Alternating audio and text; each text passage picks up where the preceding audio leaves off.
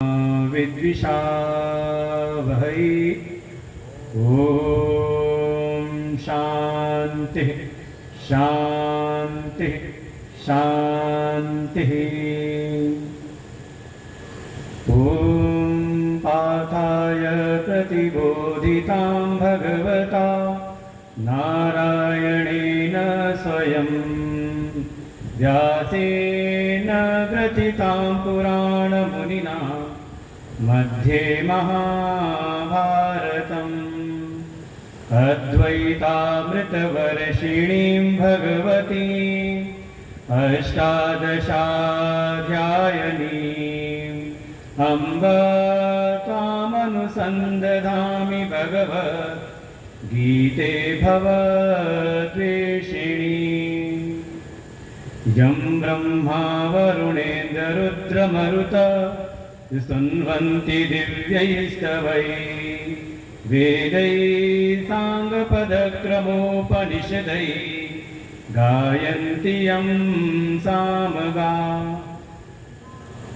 शङ्करं शङ्कराचार्यं केशवं बादरायणं सूत्रभाष्यकृतौ वन्दे भगवन्तौ पुनः पुनः।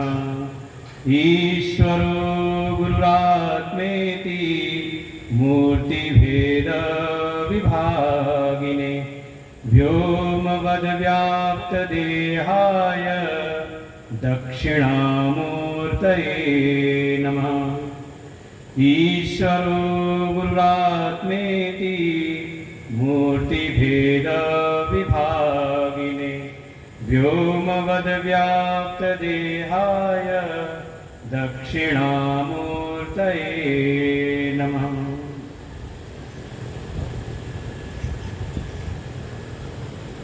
आनंद कंद सच्चिदानंद हम सभी के लिए परम प्रेरणा स्रोत, परम वंदनीय, परम आदरणीय, अनंत श्री भूषित सच्चिदानंद स्वरूप श्री सद्गुरुदेव भगवान के चरणों में कोटशः नमन वंदन।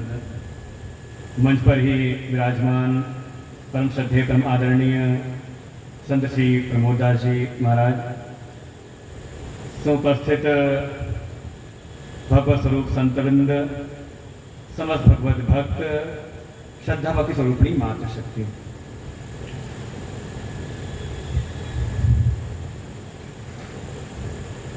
हम सबका परम सौभाग्य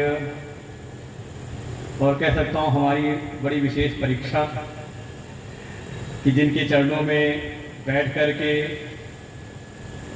वेदांत का थोड़ा कुछ भी जो सुनने समझने का जो गुरुदेव का अनुग्रह प्राप्त हुआ, उनके बगल में बैठ कर के कुछ बोलना पड़े तो इससे बड़ी परीक्षा तो जीवन की। तो इसके पहले भी कई बार, एक दो बार ऐसा रहा गुरुदेव की कृपा ऐसे प्राप्त हुई, लेकिन उसमें कृपा बड़ी ये थी कि गुरुदेव बोल करके चले गए थे।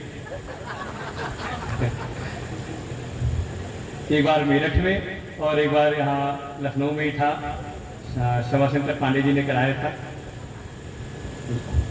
लगता है अशोक जी के ऊपर विशेष कृपा है और हमारी विशेष परीक्षा कि आज अभी 2 दिन पहले भी गुरुदेव के सत्संग में बोलने के लिए गुरुदेव ने अचानक कहा, तो वही बात मुझे तुरंत याद आ रहा है कि एक कहावत है अंग्रेजी की, मैन प्रपोजेस गॉड डिस्पोजेस। तो वही स्थिति इस समय मेरी भी है कि जो मैंने सोच के रखा था कि हाँ यहाँ से शुरू कर सकते हैं, ऐसे आज का प्रवचन प्रारंभ किया जाएगा, वो सब आज समझ सकते हैं। लेकिन गुरुदेव की अहेतु कृपा है जो आप सबके सामने अब कहने की बात की साक्षात प्रमाण रूप से दिखाई दे रही है कि हाँ, संभावनाएं ऐसी बनती हैं कि कहीं ना कहीं अभाव प्रभाव स्वभाव कैसे भी हम गुरु चरणों में आकर के शरणागत होते हैं, साधना में लगे रहते हैं, अपने जीवनचर्याएं जो भी अपने कर्तव्य का क्षेत्र है वहां पर लगे रहते हैं। लेकिन मन के भीतर हमारा जैसा भाव है, जिस भाव के साथ हम शरणागत होते हैं सदगुरु चरणों में, उनकी कृपा भी उसी अनुरूप होती है। भगवत वचन है श्रीमद् भगवद गीता में ही, ये यथा माम प्रपद्यन्ते तांस तथैव भजाम्यहम् मम वर्तमान वर्तन्ते मनुष्यः पार्थ सर्वशः। भगवान स्वयं कहते हैं, हे पार्थ, हे अर्जुन, इस संसार में सब मेरे ही मार्ग का वर्तन कर रहे हैं, सब मेरे ही मार्ग पर चल रहे हैं। तो जितने भी साधक हैं जो सद्गुरु चरणों की शरणागति में हैं, साधना के मार्ग में हैं, अपने जीवन व्यवहार में जो भी करें, तो कहीं ना कहीं हैं तो सद्गुरु मार्ग पर ही। क्योंकि कई बार ऐसा भी सुनने को मिलता है कि हाँ, भले सत्संग न सुनने आते हों, आश्रम न आते हों, लेकिन गुरु जी की फोटो घर में लगी हुई दिख जाती है। ऊपर से भले तलाक ले लिया हो लेकिन शायद क्योंकि लगता भी ये भाव भी कि अब जाएं तो कहाँ जाएं, और भीतर कहीं ना कहीं एक अहंकार ही हम बना करके बैठे रहते हैं जो हमें आगे पुनः आने नहीं देता, और वो दूरी बनते बनते इतनी हो जाती है। तो मुख्य बात है जो पहली पंक्ति कही भगवान ने, ये यथा माम प्रपद्यन्ते, जो जिस भाव से मेरी शरण में रहता है, कोई अर्थार्थी भाव से आए तो सद्गुरु कृपा से ऐसा नहीं कि उसको प्राप्त नहीं होता। संतों ने तो ऐसा कहा कि अगर किसी सद्गुरु ने आपको केवल भगवान नाम भी सुना दिया तो इससे बढ़ करके आपके जीवन पर कोई कृपा हो नहीं सकती। अगर उन्होंने आपको दीक्षा दे दी, अपनी शरण में ले लिया, तो उससे बड़ी कृपा नहीं, अर्थ की सिद्धि होती है। आपके जीवन में कोई कष्ट हो तो कष्ट भी दूर होते हैं,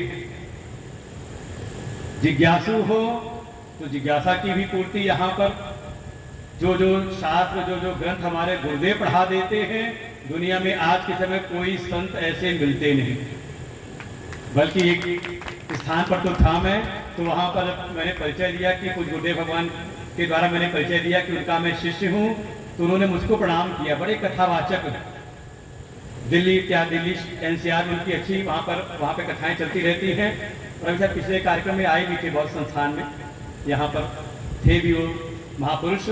तो उन्होंने मुझको देखते ही कहा, अरे धन्य है आपकी गुरु परंपरा, आपके गुरुदेव धन्य हैं। ऐसा कौन सा विषय है अध्यात्म शास्त्र का, सनातन धर्म का, जिस पर आपके गुरुदेव वाचन न करते हों। हर एक प्रकार के अध्यात्म के विषय, और ऐसी महिमा हमारे गुरुदेव भगवान की है पूरे इस भारतवर्ष के विद्वत समाज में। जहाँ भी हम जाते हैं, हम लोग जाते हैं, गुरुदेव के नाम का परिचय, अभी कल ही फोन आया किसी का, उन्होंने जाकर के वडोदरा में कहीं पर गए, उन्होंने जैसे ही परिचय दिया गुरुदेव का, उन्होंने तो उनको भी कहा, अरे आप लोग बड़े धन्य हैं, तो अपने गुरु जी का नंबर दे दीजिएगा। कल ही की घटना है। तो ऐसी महिमा, तो जो जिज्ञासु भाव से है, तो अनेकों अनेकों शास्त्र जिनका नाम भी शायद जो सनातन धर्मावलंबी हैं, जिनको आज हम सब कहते हैं हम हिंदू धर्म वाले हैं, शायद नाम भी ठीक से न सुना हो, और उन ग्रंथों के शायद बारे में, और कई तो ऐसे विद्वत साधक वृंद हैं ऐसे जिनको कई कई श्लोक मंत्र भी याद हों।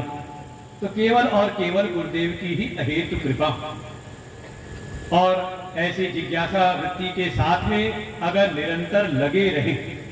कल ही गुरुदेव ने विश्राम जो किया कथा सत्संग का, गीता के सत्संग का, तो वहां पर 4 प्रकार के का वर्गीकरण किया समाज का, कि एक होते हैं नास्तिक, जो भगवान को नहीं मानते, और उसका सटीक दृष्टांत भी दिया। हम लोग को हर समय सीखने को मिलता रहता है, और गुरुदेव का तो एक दिन का ही प्रवचन हम लोग के लिए पूरे महीने, 2 महीने, 3 महीने तक चलता ही रहता है। कहीं भी सत्संग में जाते हैं तो वहां से हम लोग को कोई ना कोई सूत्र मिलते रहते हैं। एक तो वे हैं जो नास्तिक हैं, जो भगवान को नहीं मानते, वैसे नकारने के लिए भी भगवान की सत्ता को स्वीकार कर लेते हैं। ठीक, कोई चीज अगर नहीं है तो चर्चा ही क्यों उसकी, तो पहले वो स्वीकार कर लेते कि हाँ जो आपके भगवान है ना, वो ऐसी नास्तिक समाज का कोई सूरमा गया किसी संत के पास में, सत्संग प्रवचन समाप्त हुआ, जाके सीधे कहता है आप जिस भगवान की बात करते हैं ना, ऐसे किसी भगवान को मैं नहीं मानता। जो महात्मा जी थे बड़े धीर गंभीर, उन्होंने कहा हाँ भाई तुम सही कहते हो, जो भगवान की बात तुम कर रहे हो ना, उसको तो मैं भी नहीं मानता। वो तो जैसे अचंभित हो गया, अभी तो आप 2 घंटे प्रवचन सुना करके आए हो और कह रहे हो कि भगवान को मानो, और आप यहाँ मुझसे कह रहे हो कि मैं भगवान को नहीं मानता। तो वो 2 घंटे का प्रवचन, तो उन्होंने कहा जिस भगवान की बात तू कर रहा है ना, उस भगवान को नहीं मानता। क्योंकि उसने कहा कि देखो कैसी विषमताएं बनी हुई है समाज में, जो मेहनत कर रहा है, ईमानदारी से जीवन जी रहा है, वो दुखी है, और जो छल कपट कर रहा है वो बड़ा फल फूल रहा है। तो ऐसा कोई अगर भगवान है तो क्या मानना है ऐसे भगवान को? तो उन्होंने कहा ऐसे किसी भगवान को मैं भी नहीं मानता। तो कहा कौन से भगवान को? तो कहा उन भगवान को मैं मानता हूं जिनका प्रतिपादन हमारे वेद करती है, जिनका प्रतिपादन हमारे उपनिषदों में है, श्रीमद् भगवद गीता में है, हमारे पुराणों में है। उन भगवान के प्रति मेरी आस्था है। तो कह सकते हैं समाज में कुछ ऐसे हैं। और कई बार होता क्या है कि वो आज के समय में ज़्यादा पढ़ लिख लेने का लक्षण यही हो जाता है कि थोड़ी ऐसी सेकुलरवादी वाली बात करो तो अपने को सोचते कि हाँ हम बहुत ज़्यादा पढ़े लिखे हैं। दूसरे ऐसे हैं जिनके घर में संस्कार हैं, माता पिता पूजा पाठ करने वाले हैं, संत कोई ना कोई घर में आते जाते रहते हैं, तो मंदिर में आना जाना, पूजन पाठ, तीज त्योहार को मनाने वाले। तो ऐसे हैं जो भगवान को मानते हैं और बड़ी निष्ठा से मानते हैं। नित्य उनका क्रम है कि मंदिर अवश्य जाना है, भगवान की पूजा करनी है। कोई अगर जीवन में संकट है, कोई अभाव है, तो भगवान से प्रार्थना करनी है। तो बड़ी निष्ठा पूर्वक भगवान की सेवा में लगे रहते हैं। इससे ज़्यादा आगे भगवान कौन है क्या, उससे ज़्यादा नहीं। हाँ ये है कि भगवान की सेवा में भगवान के प्रति उनका विश्वास है, अपने इष्ट के प्रति उनका दृढ़ विश्वास है। ऐसे कुछ भक्त हैं। तीसरे इसी क्रम में है आगे थोड़ा सा, जो जिज्ञासु है, जिनमें जन्म जन्मांतर के सिद्धांत, अनेक जन्म संसिद्ध, अनेक जन्मों की सिद्धि उनके भीतर, अंतःकरण की जो पूजा पाठ उपासना करते हुए अंतःकरण की शुद्धि, थोड़ा भीतर एक जिज्ञासा है कि हाँ भगवान कौन है, भगवान कहाँ रहते हैं, भगवान का स्वरूप क्या है, भगवान किस प्रकार से हमारी प्रार्थना को सुनते हैं। ऐसे ही भगवत विषयों में जिनकी जिज्ञासा है।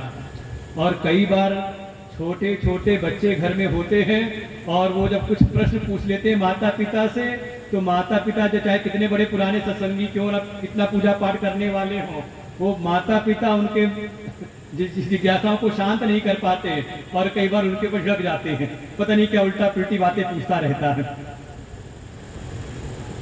लेकिन लगता है कि कई बार ऐसे छोटे छोटे बच्चे बालक मिल जाते हैं घर परिवार में, साधक परिवारों में, भक्त परिवारों में, जो पूछते हैं कि भगवान कौन है। और सीधे हम लोग जाए तो पूछते हैं क्या आपने देखा है। अब क्या बताया जाए उनको। तो लगता है कहीं ना कहीं अनेक जन्मों के जो उनके संस्कार हैं, अंतःकरण की जो उनकी शुद्धि है, निर्मलता है, परिणाम स्वरूप जिस देवता की, भगवान की उपासना होते हुए देख रहे हैं कि माता पिता कर रहे हैं, तो उनके मन में जिज्ञासा उत्पन्न होती है यहाँ भगवान कौन है। इसी क्रम में मैं कौन हूँ, ये जगत क्या है। और लगता है कि जीव जो मैं हूँ और ये जगत है, दोनों ही नियंत्रित है। तो दोनों का नियंता वो जगदीश्वर कौन है। ऐसी जिनके भीतर भावना है उनको कहा जिज्ञासु। और चौथे कहा ज्ञानी, जो उस भगवत तत्व का जिन्होंने साक्षात्कार कर लिया है, ऐसे हैं चौथे ज्ञानी। तो 4 वर्गीकरण किया, एक नास्तिक, दूसरे थोड़े भक्त हैं, तीसरे जो जिज्ञासु हैं और चौथे हैं ज्ञानी। तो ये जो पहले वाले हैं नास्तिक, उनकी तो यहाँ कोई चर्चा होनी नहीं, क्योंकि यहाँ नास्तिक है ही नहीं तो चर्चा क्यों करें। और जितने अगर सत्संग में आ गए हैं तो मान लेते हैं ऐसा कि वे नास्तिक तो नहीं होंगे, या होंगे तो शायद किसी व्यवस्था में बैठे होंगे, शायद कोई सेवा कार्य में उनको लगाया गया हो तो इसलिए बैठे हैं। तो चलो अच्छा है कि वो भी सुन ले तो कोई बात नहीं। बात आती है जो थोड़े भक्त हैं, भक्ति के मार्ग में लगे हुए हैं, और उनसे भी एक कदम आगे जो जिज्ञासु हैं, वास्तव में उनके लिए श्रीमद् भगवत गीता अत्यंत ही महत्वपूर्ण शास्त्र है। अगर वो श्रीमद् भगवत गीता की शरण में आ जाएं, तो धीरे धीरे जो उनकी ये जिज्ञासा है वही उसको आगे ले जा करके उसको ज्ञानी के स्तर पर ले जाती है।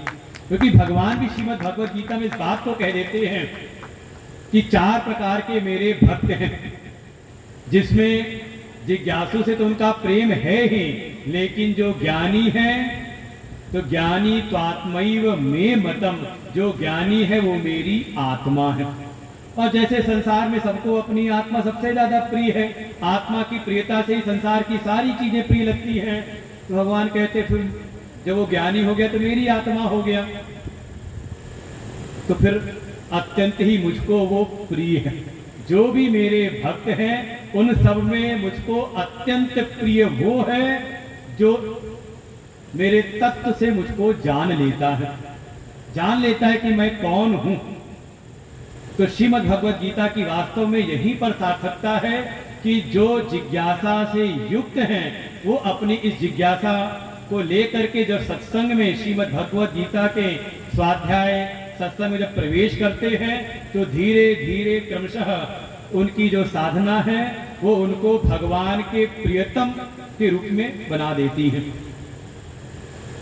यही श्रीमद् भगवत गीता की सबसे ज्यादा कह सकते हैं सार्थकता है। और हम सब पर भगवान की अहेतु कृपा कि हमें यही श्रीमद् भगवत गीता 7 दिन बैठ करके सुननी है। और उस श्रीमद् भगवत गीता के अंतर्गत श्रीमद् भगवत गीता का 3रा अध्याय, जिसका नाम है कर्म योग। और देखें, जो बात मैंने प्रारंभ में कही थी कि चाहे हम लौकिक जगत की सारी विद्याएं प्राप्त कर लें, लौकिक के जो भी श्रेष्ठ से श्रेष्ठ विद्याएं हैं, और उस विद्या को प्राप्त करके संसार की परिस्थितियों को सुधारने में लग जाए, क्योंकि प्रयोजन कहीं ना कहीं वही रहता है। लौकिक जगत की जो भी विद्याएं हैं उसका एक ही प्रयोजन है कि हम बहिर्जगत की जो भी परिस्थितियां हैं थोड़ा उसको अपने अनुकूल बनाने का प्रयास करें। लगता है रहने को घर ठीक ठाक नहीं तो घर ठीक ठाक हो जाए, पहनने को वस्त्र चाहिए तो वस्त्र ठीक ठाक हो जाए, अनिवार्यता है भोजन की तो भोजन भी अपने अनुकूल हो, अच्छा भोजन बढ़िया मिले, तो हम निरंतर ही बाहर की परिस्थितियों का निर्माण करने में लगे रहते हैं। और ये बहिर्जगत की जितनी भी परिस्थितियां हैं ये ऐसी हैं कि ये सब की सब है अनित्य।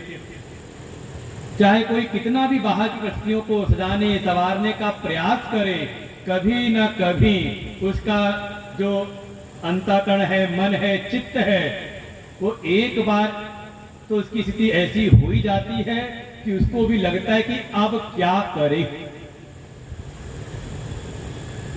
अनेकों ऐसी परिस्थितियां आ जाती, चाहे कैसी भी आपने तैयारी कर रखी हो, और वही स्थिति दिखाई देती है इस कुरुक्षेत्र के मैदान में अर्जुन की। अपने समय का सर्वश्रेष्ठ योद्धा, अपने समय का एक आदर्श जो कह सकते हैं शूरवीर है, कोई जो सामने सेना खड़ी है उसमें जो बड़े बड़े महारथी हैं, कभी एक समय अकेले ही उन सबको वो पराजित कर चुका है। अज्ञातवास के समय, वनवास के समय पर, लेकिन आज की ऐसी परिस्थिति जब देखी उसने सामने, उसको भी समझ नहीं आता कि अब मैं क्या करूं। भगवान से स्पष्ट कहता है, प्रभु मेरा जो चित्त है अब इस परिस्थिति में धर्म के विषय में बिल्कुल सम्मूढ़ हो रहा है, धर्म सम्मूढ़ चेता। मैं निश्चय नहीं कर पा रहा कि इस समय मैं क्या करूं।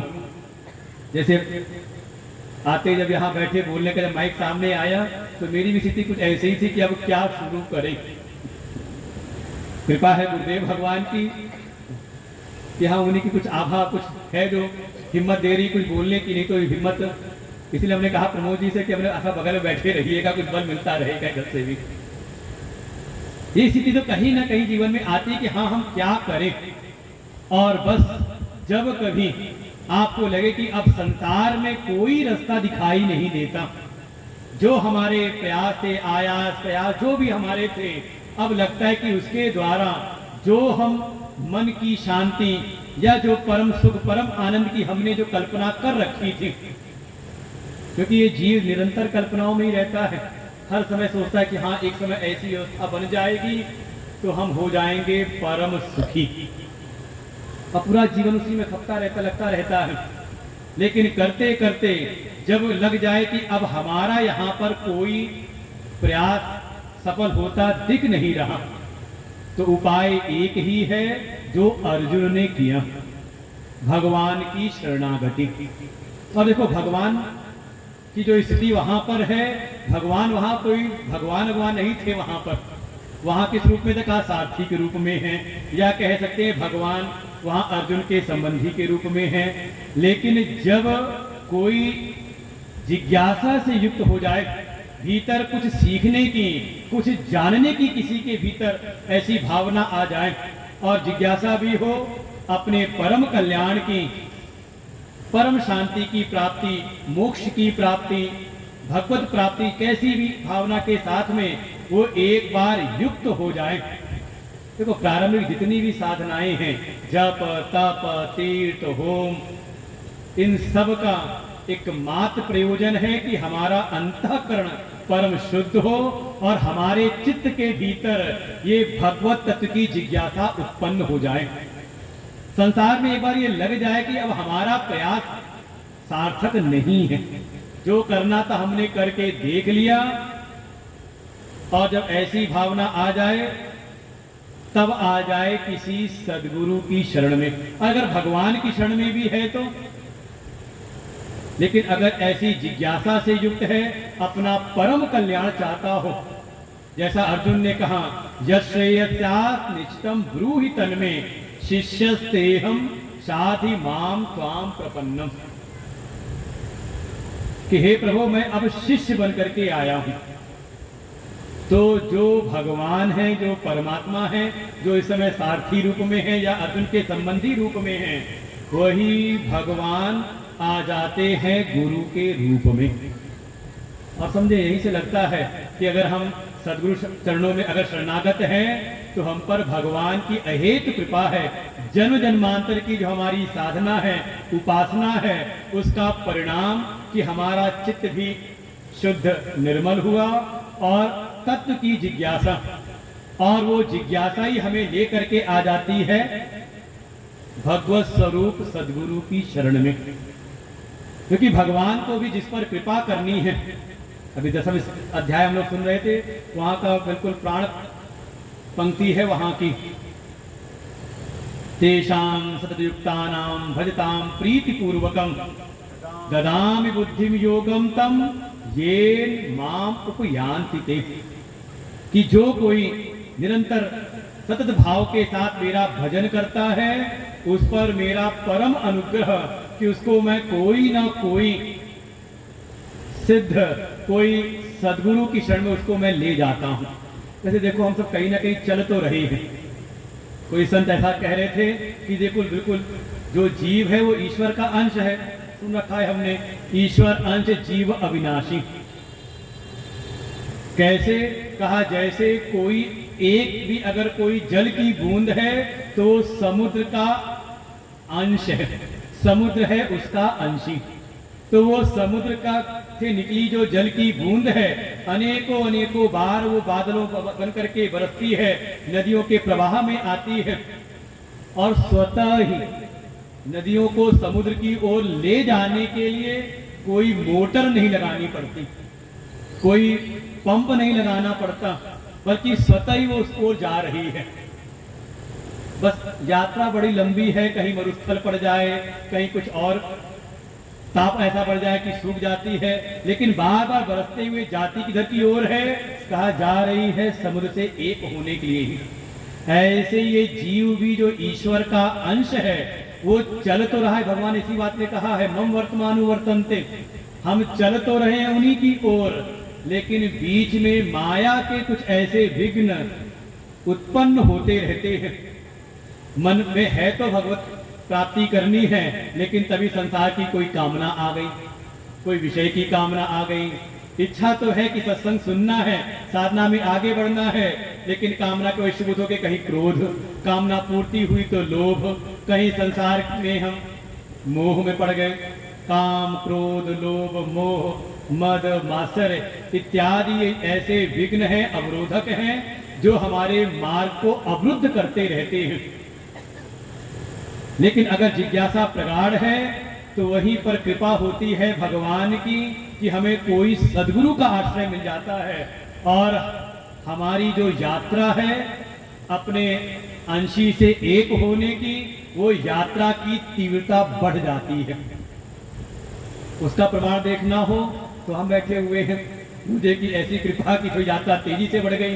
ये तो कभी आपके बीच में बैठ करके आप ही जैसे सुनते थे, इस इंदिरा नगर में कितनी बार सत्संग गुरुदेव भगवान का सुना, लेकिन गुरुदेव की ऐसी कृपा कि थोड़ा उन्होंने धक्का दे करके, चलने को तैयार होते नहीं लेकिन धक्का दे दे करके थोड़ी हमारी गति आगे हो जाती है। लेकिन आना तो इसी रास्ते पर और चल भी रहे हैं, इसीलिए परम आवश्यकता है सद्गुरु की कृपा, उनकी शरणागति। और अर्जुन ने जैसे ही शिष्य भाव के साथ में, लेकिन बस ये है कि शिष्य भाव से आए, और कोई आ जाए तो फिर भगवान कृपा करते हैं, आ जाते हैं गुरु भाव में, और हमारे जीवन में कहा भगवान ही सद्गुरु रूप में हम लोग के हम लोग पर छाया किए हुए हैं। और फिर भगवान ने अपनी शरणागति ली, और जैसा अर्जुन ने कहा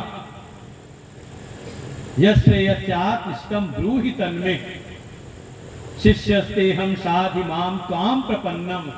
भगवान ने अर्जुन को अपनी शरणागति में लिया, और शरणागति में ले करके जो अर्जुन ने चाहा था, जो अर्जुन ने कहा था कि मुझको परम श्रेय की प्राप्ति करनी है, उस परम श्रेय की प्राप्ति के लिए जो साक्षात साधन है, भगवान ने उस तत्व ज्ञान का उपदेश किया, सांख्य योग का उपदेश किया। लगभग 11वें श्लोक से शुरू किया और लगभग 20 श्लोकों तक, 30-31 श्लोक तक भगवान ने बिल्कुल सांख्य योग का ही उपदेश किया। और उपदेश करते उसको बताते हैं कि हाँ, जो तू परम श्रेय की प्राप्ति करना चाहता है वो तो होगा ज्ञान योग से ही, ज्ञान के द्वारा ही। ज्ञानानात् एव कैवल्यम, उस ज्ञान के द्वारा ही तू परम श्रेय की प्राप्ति कर सकता है। लेकिन करते करते बीच में कहते हैं तू कर्म कर, तस्मात् कुरु कर्मत्वम, तुम अब कर्म में लगे रहो। और फिर लगभग 39वें श्लोक में फिर सांख्य योग की महिमा बताते हुए एषा ते गीता सांख्ये बुद्धि योगा सुमाम शृणु, कि हे अर्जुन, यहाँ तक तो मैंने जो तूने कहा था परम श्रेय की प्राप्ति, उसके लिए मैंने ज्ञान का प्रतिपादन किया है। अब इसके उपरांत अब मैं तुझे योग के बारे में बताता हूं। लेकिन तीसरे अध्याय के पहले भगवान ने कभी वो कर्म योग नाम का शब्द नहीं लिया। वहां जब भी कहते हैं योगे बुद्धि तुमाम शृणु, योग के बारे में तुझे बताता हूं, और फिर योग की महिमा बताई, कर्म योग की। और उसका जो एक प्राण श्लोक है, बड़ा ही प्रसिद्ध श्लोक है, कर्मण्येवाधिकारस्ते मा फलेषु कदाचन मा कर्मफल हेतुर्भू माते संगोस्तु अकर्मणि। और बारंबार कहते हैं इस योग में स्थित होकर योगस्था कुरु कर्माणि, हे अर्जुन तू योग में स्थित होकर के अपने कर्म कर।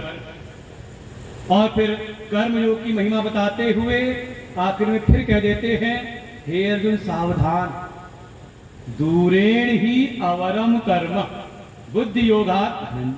हे धनंजय, ये जो तुझे मैंने अभी कर्म बताया है ना, ये पहले वाला जो बताया था ना ज्ञान योग, उससे थोड़ा ये अवर है। इसलिए बुद्धौ शरणम अन्विच्छ, तू ज्ञान की ही शरण दे। ऐसी बात कही। और उसके बाद अर्जुन ने फिर पुनः पूछ लिया कि जो उस ज्ञान की शरण लेकर के उस ज्ञान में स्थित हो जाते हैं उनके क्या लक्षण हैं। तो पुनः दूसरे अध्याय का उपसंहार किया है, जो उस ज्ञान में स्थित हो जाते हैं उन ज्ञानियों के लक्षण। और आखिरी में कहते ऐशा ब्राह्मिस्ती पार्थ नई नाम प्राप्त मुह्यते। हे अर्जुन, जीवन का परम लक्ष्य है वो ब्राह्मी स्त्री की प्राप्ति करो। इतना सुना करके भगवान तो शांत हुए, लेकिन सब सुन करके अर्जुन के मन के भीतर एक प्रश्न उत्पन्न हो गया कि एक तरफ तो जैसा मैंने भगवान से कहा कि मैं श्रेयार्थी हूं, श्रेय की प्राप्ति करना चाहता हूं, भगवान ने उसके लिए जो साधन बताया है साक्षात साधन के रूप में कि तू ज्ञान की प्राप्ति, सांख्य योग की प्राप्ति कर, ज्ञान की प्राप्ति कर। लेकिन बार बार मुझको कहते हैं कि तू कर्म कर, ऐसा क्यों? और बाद में कह भी देते हैं कि जो कर्म का साधन है उस ज्ञान के साधन से थोड़ा अवर कोटि का है। यहीं से अर्जुन के मन में एक संदेह उत्पन्न हुआ कि कर्म की महिमा भी बताई, लेकिन कर्म की वैसी महिमा नहीं बताई जैसी महिमा बताई थी ज्ञान की। ज्ञान के द्वारा तो श्रेय की प्राप्ति साक्षात हो जाती है, लेकिन उस प्रकार से ज्ञान की महिमा का वर्णन नहीं किया, कर्म का वर्णन नहीं किया। तो यही से अर्जुन के मन के भीतर एक प्रश्न उत्पन्न हुआ कि प्रभु, जब आप कर्म से ज्ञान को श्रेष्ठ बताते हैं, ज्यायसी चेत कर्मणस्ते मता बुद्धिर जनार्दन तत्किम कर्मणि घोरे मां नियोजयसी केशव। तो हे प्रभु, जब आपके मत में, जब आप ऐसा कह रहे हो कि आपके मत में कर्म से ज्ञान श्रेष्ठ है, तो फिर मुझको इन कर्म में क्यों लगाते हैं? मैं इतना बढ़िया आपके शरणागत होकर के शिष्य साधक आया हूं, सीधे मुझको, क्योंकि जो शरणागत होता है उसको कहीं ना कहीं प्रारंभ में अपनी पात्रता का कुछ अभिमान तो रहता है कि हाँ हम कुछ विशेष हैं, बाकी सब तो हैं, लेकिन हम उनमें, क्योंकि हम लोग को भी कई कई ऐसा होता रहता है मन के भीतर। तो लगता है कि अर्जुन की बात कुछ हम लोग के मन की बात है कि हम तो आए थे घर परिवार सारे कर्तव्यों को छोड़ करके कि गुरुदेव आपकी शरण में आए हैं मोक्ष की प्राप्ति के लिए, भगवत प्राप्ति के लिए। और गुरु जी ने कहा जाओ जाकर के आश्रम संभालो, जाकर के वहां की व्यवस्था देखो, जाओ जाकर के वहां गौशाला संभालो, जाकर के वहां विद्यालय की व्यवस्था देखो, जाओ जाकर के उस आश्रम में निर्माण चल रहा है वो देखो। तो कई बार मन में लगता है, ऐसे ही प्रश्न आता है मन के भीतर भी कि बार बार गुरुजी भी जब बैठते सत्संग सुनाते हैं, स्वाध्याय कराते हैं, तो सीधे महिमा स्थापित करते हैं ज्ञान की, कि जो परम पुरुषार्थ है, धर्म अर्थ काम मोक्ष, इसमें जो मोक्ष परम पुरुषार्थ है उसकी सिद्धि तो केवल और केवल होगी ज्ञान से। ऋते ज्ञानात् न मुक्ति। हमें तो ये पंक्ति सभी को लगभग जो पुराने साधक है सबको याद है। फिर हमें क्यों सेवा में लगाते हैं? हर जगह संचालक लोग तैयार हो जाते हैं मंच लेकर के कि हाँ ये सेवा में लगो, पीछे हमारा काउंटर लगा हुआ है जिसको सेवा करनी है, गाय की गौशाला की सेवा, विद्यालय की सेवा, आश्रम की सेवा में आगे बढ़ो। तो मन के भीतर देखिए हमारे मन से जुड़ा हुआ प्रश्न है कि जब ज्ञान ही परम श्रेय के लिए, परम कल्याण, परम मोक्ष के लिए अगर ज्ञान ही साक्षात साधन है, तो फिर जो गुरु जी है वो हमें कर्म में क्यों लगाते हैं? ये जो बातें हैं कुछ व्यामिश्रेण इव, ये लगता है कि जो भी हमें उपदेश मिल रहा है गुरुदेव से, लगता है कुछ मिला जुला हुआ सा है। एक तरफ तो ज्ञान की महिमा बताते हैं और जब हम जाते हैं शरण में तो हमें कर्म में लगाते, सेवा में लगा देते हैं। लेकिन बस अर्जुन ने पूछा है, मिले जुले हुए से लग रही है अर्जुन को। और कई बार तो कह भी देते हैं कि गुरु जी आप बड़ा भ्रमित सा कर रहे हैं, एक तरफ तो आप ज्ञान की महिमा बता रहे हो और फिर तुरंत कहते हो सत्संग के बाद चलो कोई सेवा में लगो। हम तो आए किस लिए? श्रेय के लिए। तो अर्जुन भगवान से कहता है, हे प्रभु, जिसमें मेरा परम कल्याण हो, तद एकम वद निश्चित्य। हे प्रभु, आप तो मुझको वो एक निश्चित करके मार्ग बता दीजिए। ये नहीं कि ये वाला एक मार्ग है, ये वाला एक मार्ग है, ये बढ़िया है, जल्दी पहुंच जाओगे, और ये ऐसा है कि तुम इसमें लगो। तो कई बार मन भ्रमित होता रहता है। अर्जुन कहता है, हे प्रभु, मैं आपके शरणागत हूँ, आप मुझको निश्चित करके वो एक मार्ग बताइए जिससे मुझको श्रेय की प्राप्ति हो जाए। तदेकम वद निश्चित्य ये निश्रेयो हम आपनुयाम, मुझको श्रेय की प्राप्ति हो, मैं श्रेयाकांक्षी हूँ, हे प्रभु मुझको निश्चित करके उसी एक मार्ग का आप उपदेश करिए। और इस प्रश्न के साथ अर्जुन ने ये प्रश्न किया और तीसरा अध्याय यहाँ से प्रारंभ होता है। तो आज का जो समय है 5 से 7 का सत्संग का समय है, तो हम लोग कल बिल्कुल इस प्रवेश करेंगे 5 बजे से। आज का जो प्रथम दिवस था, हम सब पर पूज्य गुरुदेव भगवान की परम कृपा हुई। वास्तव में गुरुदेव भगवान का तो दर्शन मात्र ही परम कल्याण करने वाला है, और उसमें भी उनकी कृपा स्वरूप उनकी वाणी से कुछ आशीर्वचन मिल जाए, समझ ले हमारे जीवन का वो परम से परम कल्याण करने वाला है। तो ऐसे गुरुदेव भगवान की हम सब पर अहेतु कृपा हुई, उनके लिए गुरुदेव चरणों में हम लोग सबकी प्रीति बनी रहे और निरंतर ये सौभाग्य हम सबको प्राप्त होता रहे। आज इन्हीं शब्दों के साथ आज विश्राम लेते हैं। बाकी कल से हम लोग ठीक 5 बजे से यहाँ उपस्थित होकर के इस तीसरा अध्याय कर योग पर हम सब चिंतन करेंगे। श्री राम जय जय राम।